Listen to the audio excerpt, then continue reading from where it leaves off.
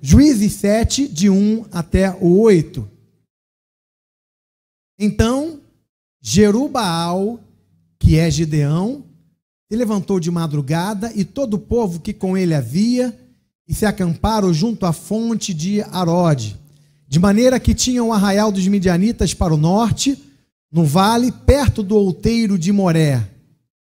E disse o Senhor a Gideão: muito é o povo que está contigo, para eu dar aos midianitas em sua mão, a fim de que Israel não se glorie contra mim, dizendo: a minha mão me livrou. Agora, pois, apregou aos ouvidos do povo, dizendo: quem for medroso e tímido, volte e retire-se apressadamente das montanhas de Gileade. Então voltaram do povo 22.000, e 10.000 ficaram. E disse o Senhor a Gideão: ainda há muito povo, faze-os descer às águas, e ali os provarei. E será que daquele de que eu te disser, este irá contigo, esse contigo irá. Porém, de todo aquele que eu te disser, este não irá contigo, esse não irá. E fez descer o povo às águas. Então o Senhor disse a Gideão: qualquer que lamber as águas com a sua língua, como as lambe o cão, esse porás à parte, como também a todo aquele que se abaixar de joelhos a beber. E foi o número dos que lamberam, levando a mão à boca, 300 homens, e todos os restantes do povo se abaixou de joelhos a beber águas.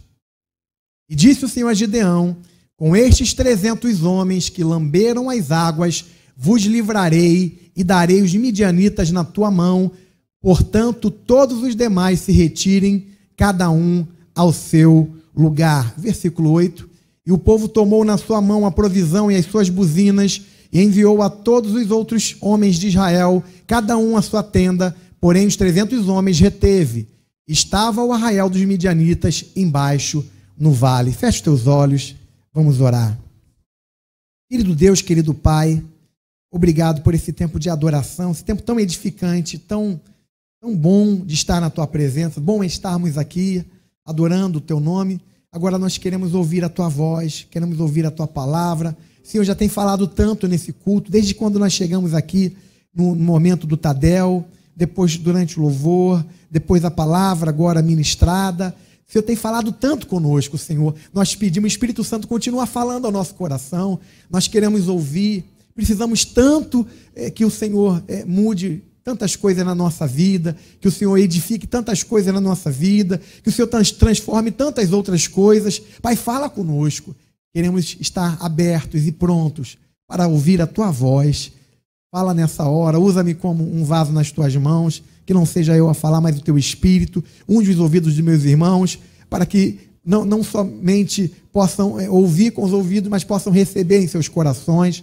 É o que nós pedimos no nome de Jesus. Amém. Quero falar nessa noite sobre uma geração que faz diferença. Nesse contexto do texto que nós acabamos de ler, está falando do momento que Gideão separa o exército, né? Um momento que antecedeu, os anos que antecederam esse fato relatado e lido nessa noite. Israel estava vivendo um tempo muito difícil de opressão. O inimigo, os midianitas e até mesmo outros países estavam oprimindo, estavam sitiando a Israel, trazendo um desgaste muito grande. Desgaste, prejuízo na economia, prejuízo na paz, na tranquilidade, tanta perturbação. Invadiam, roubavam os alimentos, roubavam os gados, muitas vezes levavam do povo hebreu pessoas cativas. Era um tempo muito ruim, irmãos. Tempo muito difícil que Israel estava vivendo. E ele estava vivendo esse tempo difícil justamente porque eles se apartaram do caminho do Senhor. Porque eles se esqueceram de todos os mandamentos que o Senhor havia dado, de todos os ensinamentos, de todos os relatos históricos que foram vivenciados pelos antigos, e eles não conheciam mais a Deus, não se relacionavam mais com Deus, e por conta da sua desobediência e do seu pecado, estavam vivendo um tempo muito difícil mesmo. Momento de falta de fé, de grande distanciamento de Deus, dos seus princípios, escassez de alimento. Quanta diversidade, queridos. Eu quero falar sobre alguns sintomas dessa apostasia espiritual de Israel, porque tudo que eles estavam vivendo, tudo que eles estavam sofrendo, era resultado das escolhas. Lembra que nós vimos aqui na escola de base ministerial, falando sobre tentação, provação e sobre o princípio de plantar e de colher. O princípio de plantar e colher fala de escolhas. Muitas coisas que nos sobrevêm ou vêm sobre nossas vidas e vieram na vida do povo de Israel por causa das escolhas que eles fizeram. As escolhas que o povo hebreu havia feito, estava fazendo, estava trazendo um tempo muito difícil, um tempo muito penoso, um tempo de profunda opressão, que estava trazendo uma angústia, uma dor, um sofrimento muito grande para aquela nação. Alguns sintomas dessa apostasia espiritual. Israel estava vivendo um tempo de relativização de valores e princípios.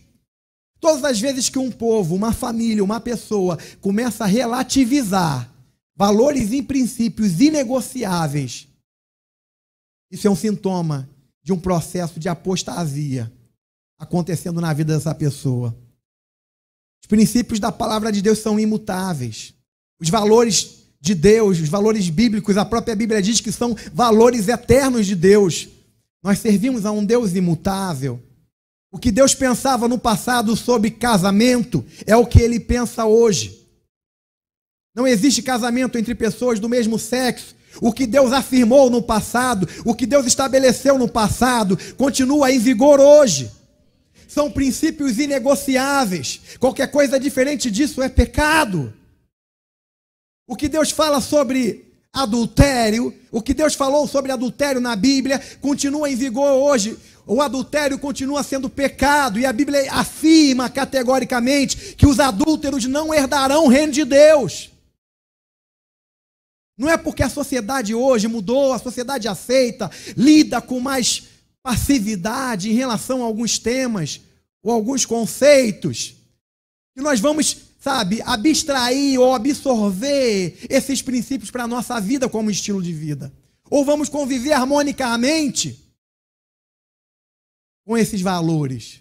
E quando eu digo conviver harmonicamente, não é que a gente não vai respeitar a escolha das pessoas, mas é não trazer isso para a nossa vida como se fosse uma coisa possível e viável. Um dos sintomas, Israel vivia um tempo de relativização de valores e princípios. Havia politeísmo e sincretismo religioso. E Yahvé não era mais o único Deus, o Deus verdadeiro. Também tinha Baal, também tinha postes ídolos. Havia opções, escolhas de acordo com o gosto do freguês. Todos os caminhos levam a Deus. Todos os deuses podem ser adorados. Não existe um Deus verdadeiro, um único Deus verdadeiro. Israel estava seguindo o caminho do sincretismo religioso e do politeísmo, uma manifestação muito forte de sua apostasia. Havia um desinteresse e desconhecimento da palavra de Deus. Israel não lia a palavra mais, não meditava na lei, como foi ordenado por Moisés, como foi reafirmado e reiterado por Josué e por toda aquela geração que andava com Deus, que via a mão de Deus se movendo sobre aquela nação, que experimentou os milagres, irmãos. O maná diariamente no deserto, sendo dado por Deus como manifestação de cuidado, de amor, como um Deus que tinha um povo particular, um povo que era propriamente seu, era sua propriedade exclusiva. Um Deus que ensinou, que amou e cuidou com tanto zelo e com tanto carinho, Mas aquele povo não tinha mais interesse em conhecer a Deus, não conhecia mais a palavra, não se relacionava mais com Deus, viviam a sua própria vida de acordo com seus próprios pensamentos e suas próprias deduções. Nós vivemos uma geração, uma sociedade hoje, onde as pessoas se entendem mais qualificadas do que a Bíblia para conhecer o que é certo e o que é errado, o que pode e o que não pode ser feito. Nós vivemos em uma época onde nécios, onde perdidos, onde filhos da desobediência, filhos das trevas, pessoas que não conhecem a Deus, não conhecem seus princípios e os seus valores, escrevem teorias sobre temas que elas desconhecem. Explicam por A mais B, porque não podem acreditar em Deus. Deduzem a partir de ideias que oriundas dos seus próprios pensamentos, ou de hipóteses, teorias que não podem ser comprovadas cientificamente, para reafirmar o seu distanciamento e a sua loucura em viver uma vida sem crer em Deus, sem conhecer a Deus. Israel vivia uma vida assim, irmãos. Israel, que era um povo que andava com Deus enquanto caminhava no deserto, a nuvem estava ali de dia trazendo proteção, representando e manifestando a presença de Deus. À noite, a coluna de fogo aquecendo. Precisava de água, saía água da pedra. Precisava de comida, vinha maná, cordonizes. Deus que abre o mar vermelho, Deus que cuida, Deus que promete, olha, eu vou mandar vocês para uma terra, naquela terra eu vou estar com vocês, eu vou abençoar vocês, eu serei um Deus, sabe, um Deus que vai andar com vocês, que vocês não vão andar sozinhos. Andem na minha presença, andem no meu caminho, façam a minha vontade, obedeçam a minha palavra. Eu prometo a vocês que quando vocês obedecerem a minha palavra, eu vou abençoar vocês.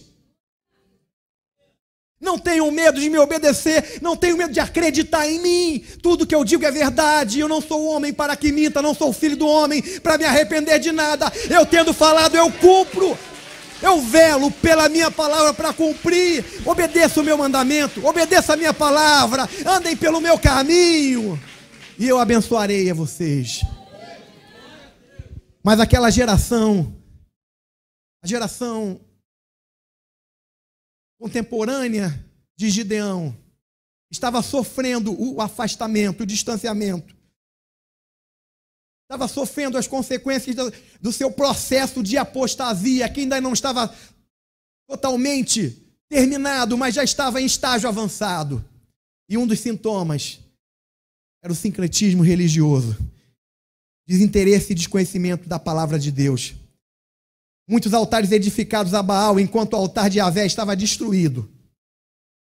Você quer ver uma pessoa que está entrando em apostasia? Começa a ver quais os altares que ela está edificando. Em Israel, o altar era Baal. O altar era para Baal. O altar de Baal estava adornado. O altar de Baal era cuidado. As pessoas se importavam com o altar de Baal. A prova disso é quando Deus mandou Gideão destruir o altar de Baal. Queriam matar Gideão, porque Gideão destruiu o altar de Baal. Mas o altar do Senhor estava destruído, estava em ruína, e ninguém se importou. Ninguém se importou que o altar do Senhor não estava restaurado, não estava em funcionamento pleno, não estava recebendo as ofertas de adoração. Ninguém se importou. Mas quando Gideão, obedecendo uma ordem de Deus, toca no altar de Baal, queriam matar Gideão. O pai de Gideão olha para aqueles homens que queriam matar Gideão. Eles chegaram, manda seu filho para fora, nós vamos matá-lo, porque ele destruiu o altar de Baal. Então o pai de Gideão, muito sabiamente, responde para eles: Baal não é Deus? Se Baal é Deus, deixa que ele resolva isso. Deixa que ele contenda. Porque o altar dele foi destruído. E aqueles homens, por uma intervenção do Senhor, Yahvé, não foram adiante para matar Gideão, porque esse era o intento do coração deles. Muitas vezes o altar que nós estamos edificando é o altar do nosso carro. Aquele carro que você está pagando uma prestação gigante, muito acima das suas possibilidades. Você não para de limpar aquele altar, você não para de lustrar aquele altar. A mulher precisa de dinheiro para pagar um exame, uma consulta, você não tem, porque a quase totalidade do valor que você recebe está indo para edificar aquele altar. Alguns têm edificado o altar da casa, pagam uma prestação da casa, investe o dinheiro na casa, depois fica enrolado, não tem dinheiro para nada, porque o foco da sua força está na casa. Tem gente que o altar é o time de futebol. Não consegue vir para a escola de base, não consegue vir para o Tadel. Sabe por quê? Porque o time está jogando na hora do Tadel. O time está jogando na hora do Tadel. Depois do jogo eu venho, aí chega Né? Eu tenho base bíblica para isso. Eu chego no meio do louvor, porque Deus habita no meio do louvor. Sintomas da apostasia daquela nação. Frieza espiritual, coração endurecido. Apesar de tudo que o Senhor falara, apesar de toda a experiência que aquela nação havia tido, todas essas coisas começaram a trazer uma frieza espiritual. Ou seja, ouvir uma pregação como essa já não toca mais no coração. A pessoa já está disposta, predisposta a continuar fazendo exatamente as coisas do jeito que está acostumada a fazer, porque o Espírito já não é mais capaz de tocar o coração. Já não há mais um quebrantamento, já não há mais uma emoção, já não há mais um desejo desesperado de mudança. O processo de apostasia já estava tomando conta daquela nação, já estava em estágio avançado. E um dos sintomas é a frieza e a indiferença. Eu só me preocupo comigo, eu só me preocupo com as coisas da minha casa, as coisas da minha vida. O reino de Deus, a obra de Deus, não tem espaço para mim. É um complemento. Assim estava vivendo Israel.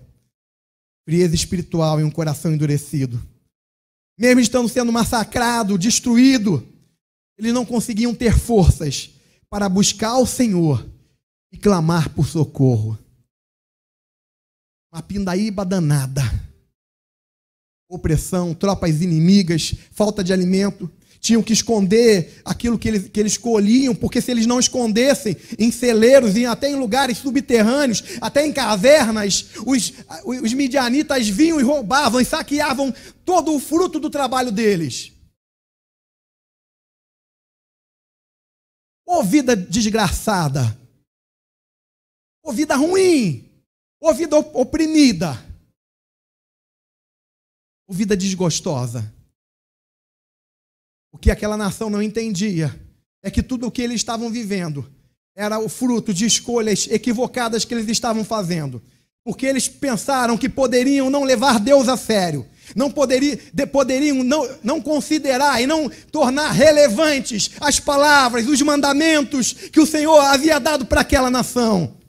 Eles pensaram que as palavras de Deus eram opcionais, os mandamentos do Senhor eram opcionais. Eles pensaram que poderiam escolher, o que poderiam obedecer ou não. Eles acharam que Deus não falava sério quando Ele indicou o caminho da bênção e o caminho da maldição.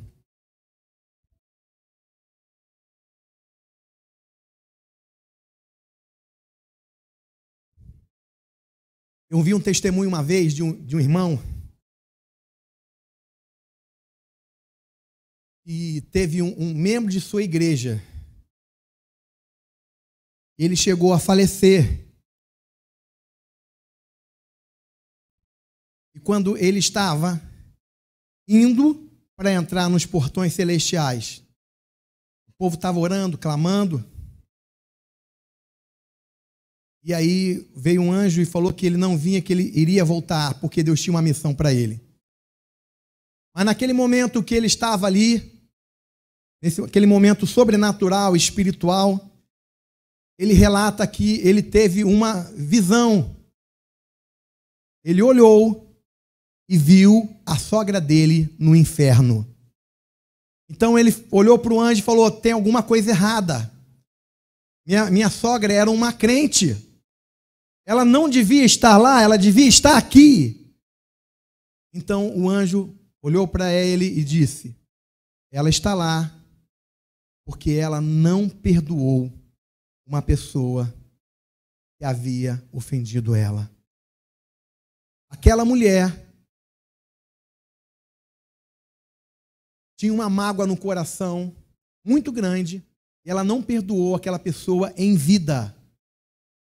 E mesmo tendo sido crente, mesmo frequentando uma igreja, quando ela partiu daqui, quando ela morreu, ela foi para o inferno.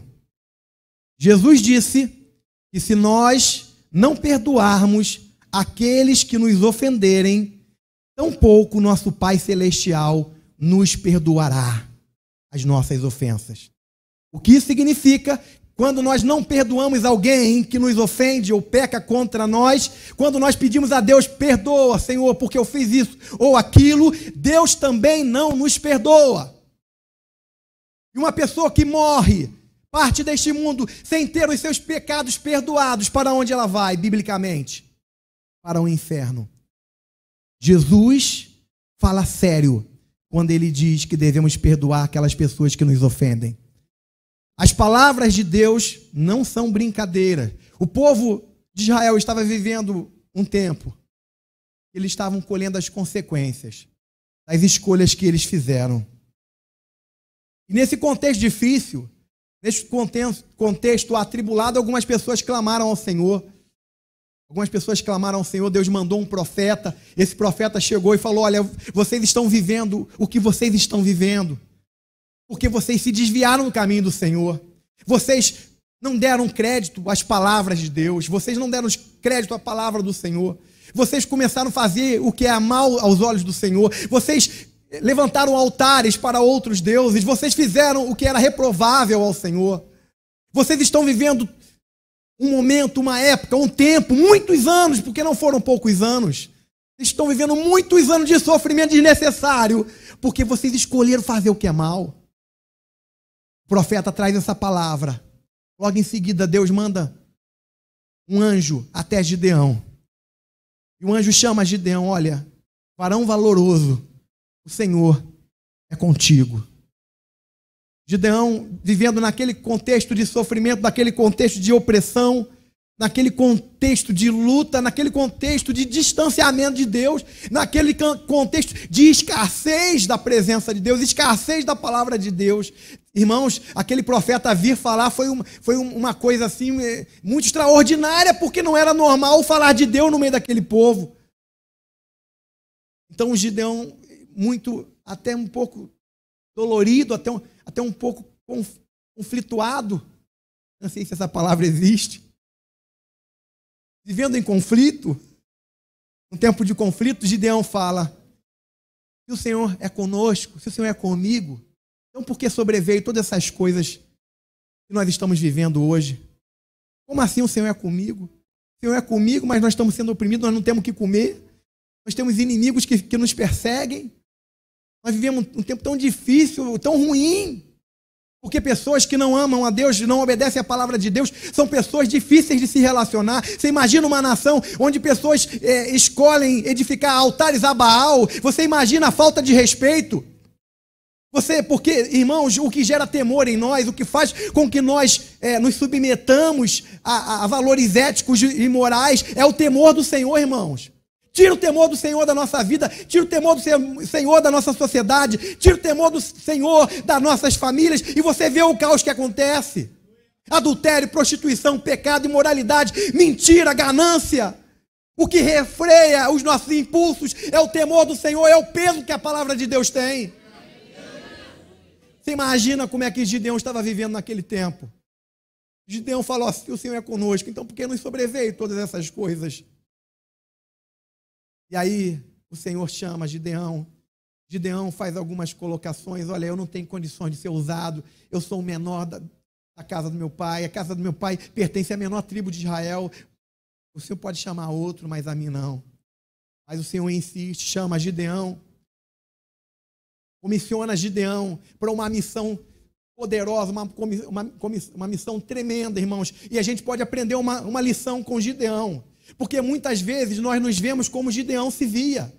Nós olhamos para nós e nós vemos: eu não tenho uma boa formação, eu não tenho grandes habilidades de dons, eu não sou uma pessoa que se relaciona assim tão facilmente com as outras pessoas, eu tenho alguma dificuldade. E a gente começa a olhar para nós e começa a identificar motivos para não aceitarmos os chamados de cuidar de vidas, de liderar vidas, de ministrar na vida de pessoas, ou fazer aquilo que Deus nos chama para fazer. Olhar para a vida de Gideão serve para nós como um ensinamento de que quando Deus chama, é só isso que importa. Não importa se você não fala muito bem, não importa se você comete alguns erros de português, não importa, é claro que se você puder se preparar, você vai se preparar, mas isso não é fato impedidor ou impeditivo para que você atenda ao chamado do Senhor. Quando Deus chama você, Ele chama você porque Ele entende que você tem um potencial, você tem uma capacidade que Ele mesmo colocou em você, que você tem um coração passível de trabalhar, passível de transformação. Deus chama você porque Ele sabe que você pode ser transformado, você pode se tornar uma peça valiosa em suas mãos. Você não tem que olhar para aquilo que você é, você não tem que olhar para as suas limitações. Você precisa entender que o chamado de Deus é um chamado soberano e pleno de sabedoria. Ele sabe quem você é, Ele sabe as limitações que você tem, Ele sabe que você muitas vezes não escreve direito. Mas Ele sabe que você tem um coração desejoso e quer ser usado por Ele. Foi isso que Deus encontrou em Gideão. Por isso Deus chama Gideão, comissiona Gideão e fala: Gideão, você vai libertar a nossa nação. O meu povo não vai mais ficar oprimido. Eu quero que você seja um instrumento nas minhas mãos. E aí,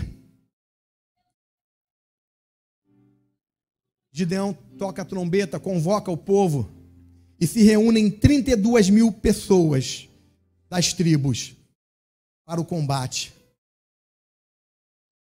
E Deus olha para aquela multidão de 32 mil pessoas e diz: tem muita gente. Se eu der vitória a Israel com essa multidão guerreando, vocês vão falar que foi o braço de vocês, a capacidade de vocês que conquistou essa vitória.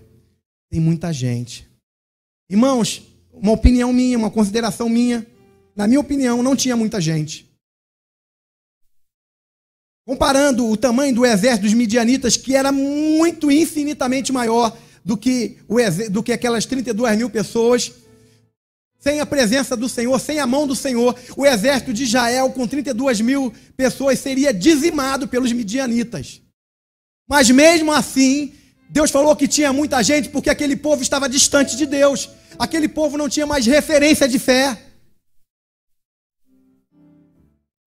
Aquele povo não estava mais acostumado a depender do Senhor. Tudo que eles faziam por conta própria. É por isso que muitas vezes Deus não nos permite conquistar coisas que queremos conquistar, porque nós pensamos que estamos fazendo isso com a nossa própria força. Eu estou fazendo isso porque eu tenho dinheiro. Eu estou fazendo isso porque eu estudei. Eu estou numa situação boa porque eu tenho um bom potencial, investir na minha empresa. Eu passei nesse concurso porque eu fiz cursinho, estudei pra caramba. Muitas vezes Deus não coloca nas nossas mãos aquilo que Ele quer colocar do jeito que a gente acha que Ele vai colocar. Porque se a gente conquistar daquela maneira, nós vamos dizer: foi a minha mão, foi a minha dedicação, foi as horas de sono que eu não dormi dedicando para o estudo, foi meu talento, a minha capacidade profissional que fez eu atingir esse nível. Foi a minha sabedoria, a minha eloquência que me levou a esse patamar. É por isso que Deus muitas vezes olha para nós e diz: ó, tem muita coisa aí. Tem muita gente. Você pensa que é esperto demais. Você conhece demais a palavra. É por isso que Deus às vezes usa tão pouco pessoas que pensam que tem tanto conhecimento. Às vezes pega uma pessoa que conhece tão pouco, mas tão dependente de Deus, tão quebrantada. E quando a pessoa começa a falar, aquela palavra tem tanta vida, irmãos. Aquela palavra toca tanto, transforma tanto, muda tanta coisa, faz tanta diferença. Tem muita gente. Tem pessoas comissionadas abandonando o chamado do Senhor porque querem conquistar coisas maiores para ela. Ah, eu quero ter um carro melhor, eu quero ter condições melhores, eu quero poder viajar, eu quero dar o melhor para minha família. Muitas vezes não leva em consideração que o Senhor que nos chamou é aquele que é o poderoso, é o dono de todas as coisas, é aquele que tem condições de dar tudo que você precisa e muito mais. Jesus disse: olha, ninguém que tenha deixado casa, pais, mãe ou outra coisa por amor de mim vai deixar de ser recompensado 100 vezes mais nesse mundo e na idade vindoura, a vida eterna. Pastor Abe Uber, ele fala uma frase muito interessante. Ele diz o seguinte: olha, eu já fui em lugares. Ele foi ministrar, acho que em Goiás, tem uns hotéis, uma rede de hotéis lá que tem águas térmicas, é um negócio de Caldas Nova. algo padrão. Nunca fui lá não, mas tenho vontade de ir. Ele falou que foi ministrar num congresso, terminou o congresso, os irmãos chegaram, pastor, eu quero te levar para o local. Ele levou lá para esses hotéis de Caldas Novas, com águas térmicas. Aí ele falou que tem lugar que só quem vai é milionário ou missionário. Irmãos, é isso que Deus faz, irmãos. Deus leva os filhos dele em lugares que só nego tem dinheiro que vai. Ele leva porque ele faz qualquer coisa. Ele tem prazer em recompensar aqueles que o amam, aqueles que o temem, aqueles que abrem mão de tudo por causa do seu chamado, da sua obra. Esse é o nosso Deus. Aleluia! Gideão faz uma seleção, e nós lemos isso no texto. Ele faz uma seleção, e em Juízes 7,3 diz: agora, pois, pregou aos ouvidos do povo, dizendo: quem for covarde, medroso, que volte e vá-se apressadamente das montanhas de Gileade. Então voltaram do povo 22.000 e 10.000 ficaram. Irmãos, quantidade muito grande. Ele fala assim, ó, quem for covarde e medroso, tinha 32.000. Quem for covarde e medroso, pode ir embora. Desceram 22.000. E espero que não tenha um percentual parecido no nosso meio, amém, irmãos? Espero que aqui sejam 100% de coragens e valentes. É um percentual muito grande. 2 Timóteo 1,7 diz: pois Deus não nos deu espírito de covardia, mas de poder, de amor, de equilíbrio. Para fazer parte do grupo dos 300 valentes, guerreiros, discípulos, ganhadores de vida, pessoas que vão impactar esse tempo. Não pode ser covarde, não pode ser medroso, tem que ser corajoso, tem que ser valente, irmão. Nós temos um espírito poderoso dentro de nós que nos dá coragem, nos dá intrepidez, irmãos. Você não pode ter medo de se expor. Não vou me expor.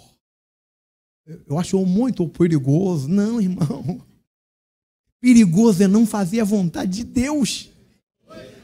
Perigoso é fazer igual o Jonas fez. Deus falou, você vai para Tarsis, aquele lugar horrível, que você tem ódio mortal. Você vai para lá, vai pregar para aquele povo, eu vou salvar aquele povo. Sabe o que Jonas fez? Não.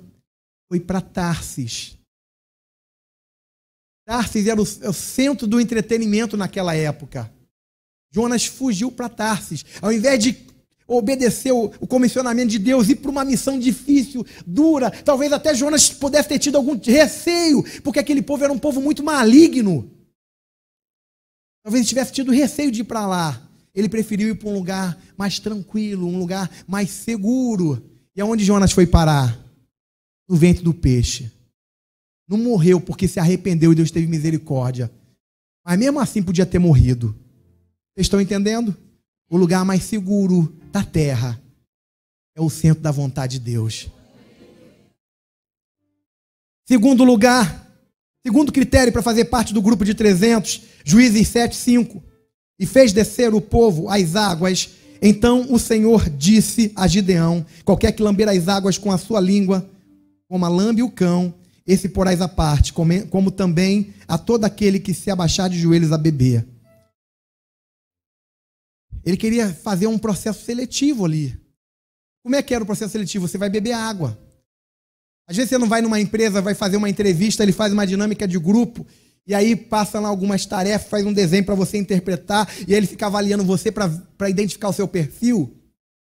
O perfil que Deus mandou ser verificado ali é um perfil de guerreiro, de combatente, de alguém que não ia medrar, de alguém que não ia sugar os demais. Então como é que nós vamos avaliar isso? Bebendo água. O cara que ajoelhasse lá, deitasse lá para beber água. Esse você bota à parte. O cara vai até dormir ali bebendo água. Agora aquele que abaixar com as mãos e lamber a água, esse você vai colocar à parte também. E desses que tomaram a água, lambendo a água com a mão, somaram um total de 300. Deus estava usando como critério não ser displicente, não ser preguiçoso ou relaxado. Tinha que ser cuidadoso, trabalhador e zeloso. Tinha que ser dedicado, tinha que ser atento, tinha que ser vigilante, tinha que estar apto e pronto para quando for convocado. Muitas vezes nós deixamos de ser usados por Deus, porque quando Deus nos chama, nós estamos sonolentos, nós estamos cansados. Trabalhei a semana inteira, eu estou cansado, não vou para a vigília, vou dormir. Amanhã eu acordo cedo. Amanhã eu acordo muito cedo, tenho uma mini vigília que acaba 11 e pouca da noite. Não vou, porque senão não vou aguentar. Mas eu lembro que na época que a pessoa não era crente, ela ia para os bares, bebia a noite inteira com os amigos, na farra, na festa, na danceteria, e no outro dia ia para a praia, no outro dia ia trabalhar com a maior empolgação. E ainda chegava contando, pô, foi bom demais.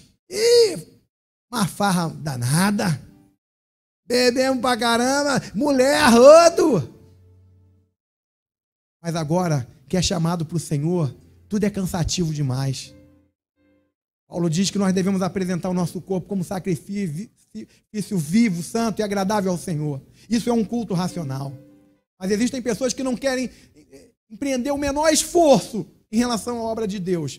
Qualquer distância é muito longe, qualquer horário é muito sacrificial.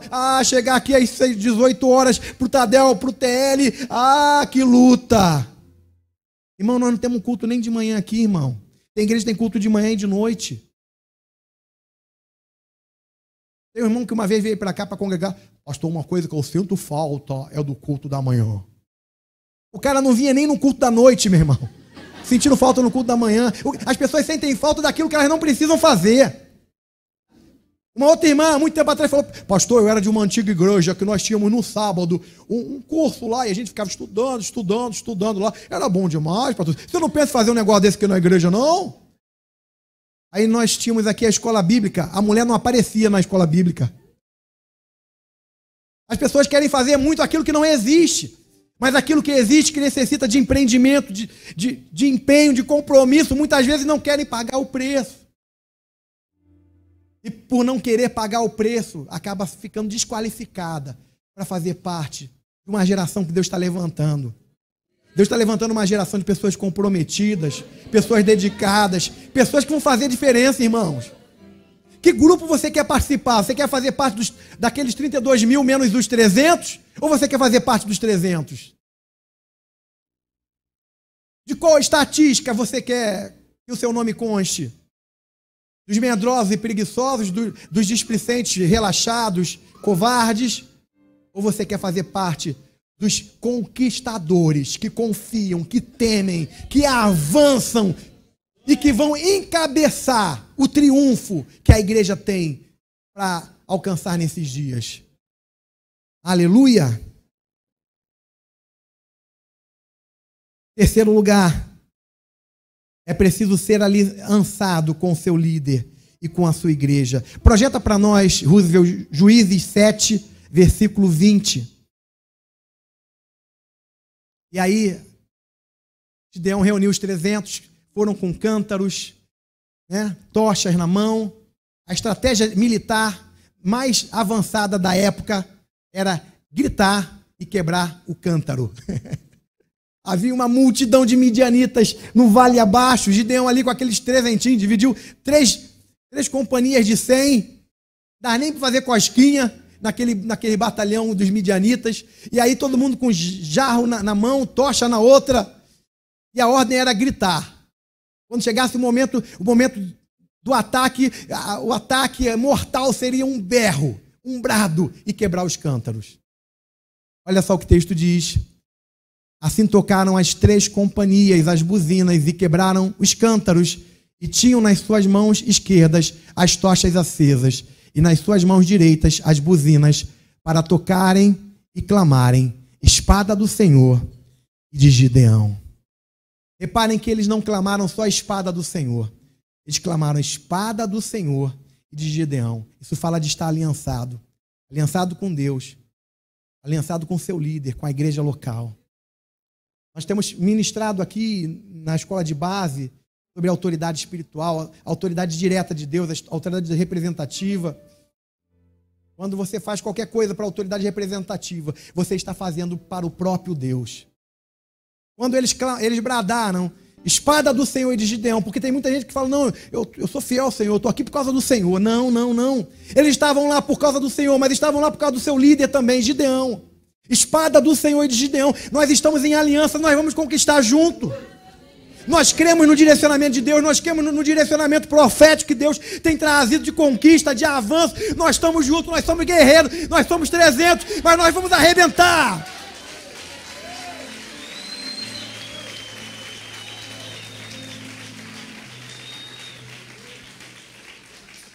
Para conquistar, tem que estar aliançado com o seu líder e com sua igreja.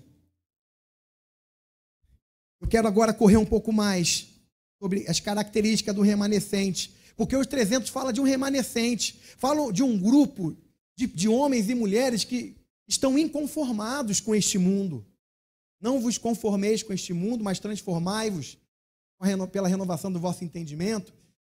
Quando a gente fala do perfil desses 300, a gente fala de pessoas que não querem ficar na média, não querem ficar na margem de conforto, não querem estar envolvidos ou sendo conduzidos por esse sistema maligno.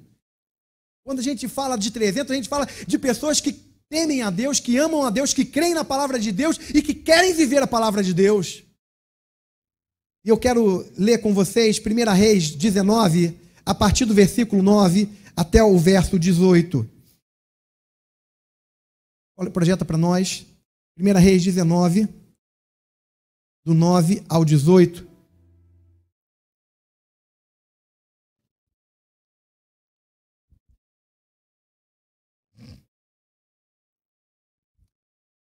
Esse texto fala de Elias, quando fugiu de Jezabel, ele entrou numa caverna e ali Deus se encontra com ele. E ali entrou numa caverna e passou ali a noite. E eis que a palavra do Senhor veio a ele e lhe disse: que fazes aqui, Elias?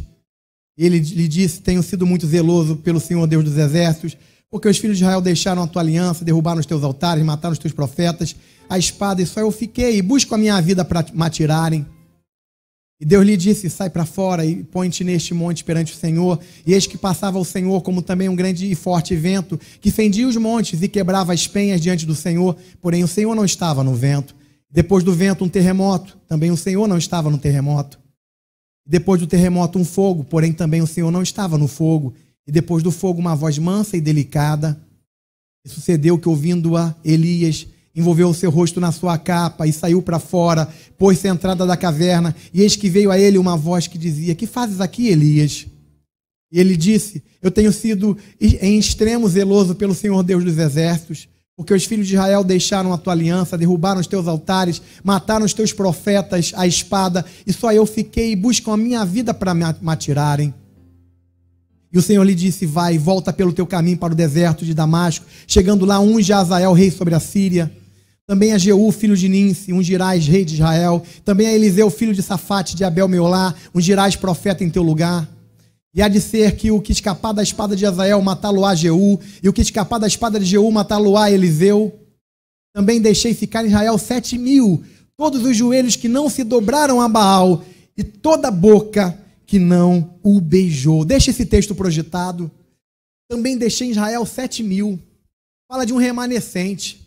Fala de um grupo de pessoas que viviam numa época tão difícil, uma época onde, diferente da época de Gideão, mas naquela época o reinado de Acabe, com aquela mulher endemoniada, Jezabel como esposa, estavam fazendo atrocidades, estavam perseguindo os profetas, estavam perseguindo os sacerdotes do Senhor, haviam estabelecido altares e postes ídolos em todos os lugares de Israel, sacerdotes de Baal. Aquela mulher, aquela prostituta, aquela endemoniada, símbolo de tudo que é ruim, estava caçando os profetas de Deus, havia matado muitos, E um dos que estavam na lista de eliminação era o profeta Elias. Após o confronto entre Elias e aqueles 800 profetas de Baal, mais os 850 profetas de Acera, quando Elias mata todos aqueles profetas, Deus responde com fogo à oração de Elias. Após não acontecer nada ao clamor daquele monte de profetas, Deus manda, através de Elias, matar todos aqueles profetas. Jezabel toma conhecimento, promete que não comeria e nem beberia antes que Elias estivesse morto. Elias foge, entra naquela caverna. Ele entra naquela caverna com um sentimento de solidão, um sentimento de estar sozinho, estar vivendo num tempo errado, numa época errada, onde os valores não eram mais os valores que ele conheceu, onde o certo era errado, o errado era certo, onde se dizer um homem e uma mulher de Deus atraía para si coisa ruim. Vocês já pensaram numa época onde as coisas são assim? Essa era a época que Elias estava vivendo. Eu não vou falar sobre isso, mas o Elias é um tipo da igreja de Cristo.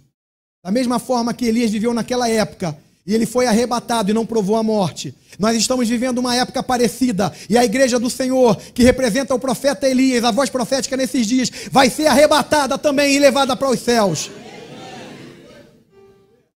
Então Elias entra naquela caverna. Eu não vou pregar sobre isso.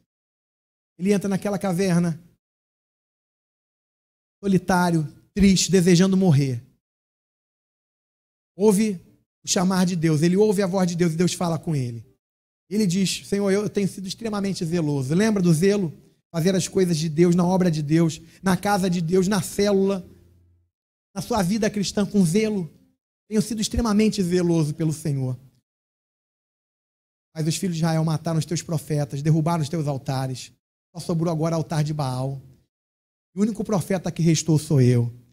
Aí Deus responde para Elias: não, Elias, eu tenho uma missão para você. Você vai levantar Joás, você vai levantar Eliseu, você vai levantar Azael. Eu quero te dizer mais uma coisa. Também deixei ficar em Israel 7.000. Todos os joelhos que não se dobraram a Baal e toda a boca que não o beijou. Que esses 7.000 seja eu e você. Que esses 7.000 sejam os 300 de Gideões, seja eu e você. O que representa esses 7.000 para a gente terminar? São homens e mulheres que mantêm a voz profética mesmo em tempo de perseguição.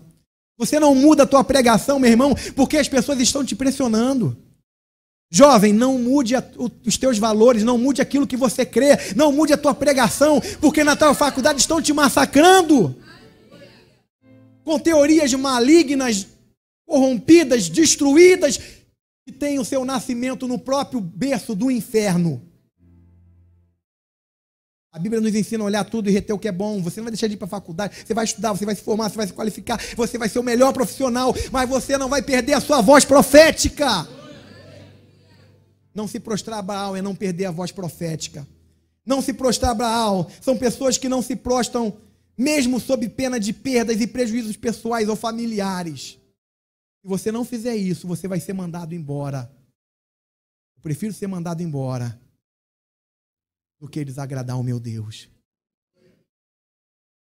Nós estamos vivendo um tempo, irmãos, hoje em dia você tem que colocar religião, preencher religião, e isso é muito perigoso, porque o Estado está aparelhado.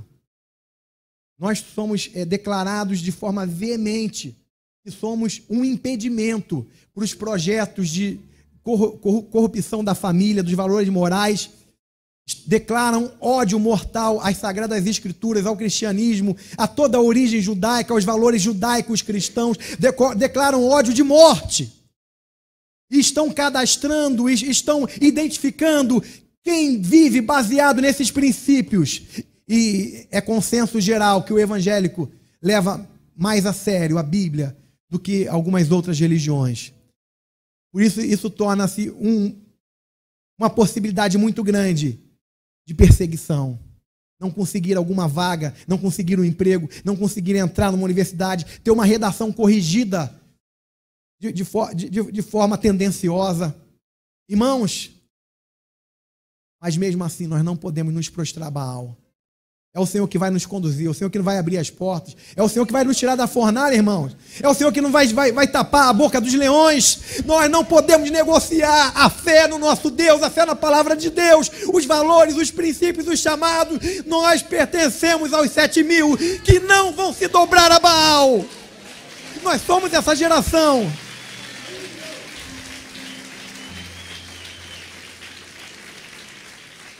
Sete mil que não se dobraram a Baal são homens e mulheres dispostos a viverem para o Senhor, promoverem o seu reino, multiplicarem a sua fé, fazerem novos discípulos, abrirem mão muitas vezes de lazer, muitas vezes de coisas que gostaria de fazer, de hobbies, muitas vezes para se dedicar, se empenhar no maior projeto mundial que foi nos comissionado pelo Senhor, e de fazer discípulos de todas as nações, batizando em nome do Pai, do Filho e do Espírito Santo. Eis que eu estou convosco todos os dias até a consumação dos séculos. São esses homens e mulheres que são homens determinados, mulheres determinados, que não vão se prostrar a Baal. Jesus nos chamou para fazer diferença em nossa geração. Você pode fazer diferença no seu dia a dia, na sua escola, no seu trabalho, na sua casa. Deixe que outros percebam que Jesus é o Senhor da sua vida. Mas que essa percepção não seja algo religioso e negativo. Deixe que percebam a alegria verdadeira em você, irmão. A gente tem que ser alegre, a alegria do Senhor, sabe? Aquela música que diz, você pode ter paz no meio da tempestade. Deixe que percebam a paz de Deus que excede todo entendimento, que guarda o teu coração. Não importa o conflito que você esteja vivendo, não importa a crise que você esteja vivendo, não importa que você esteja no meio do furacão, existe paz de Cristo em você. Uma paz que não dá para explicar, uma paz que não dá para entender. Essa paz excede todo entendimento. As pessoas precisam perceber isso em você. Deixe que percebam em você um amor cativante, uma generosidade impactante. Não seja aquele que quer sempre receber, mas lembra que Jesus ensinou, é mais bem-aventurado dado que receber. Deixam que vejam que você tem um coração generoso, que você ama verdadeiramente, que você se importa verdadeiramente. Porque acontecendo isso, eu quero fechar com Mateus 5,16, diz: assim resplandeça a vossa luz diante dos homens, para que vejam as vossas boas obras e glorifiquem vosso Pai que está nos céus. Que Deus nos abençoe nessa noite, irmãos, tremendamente.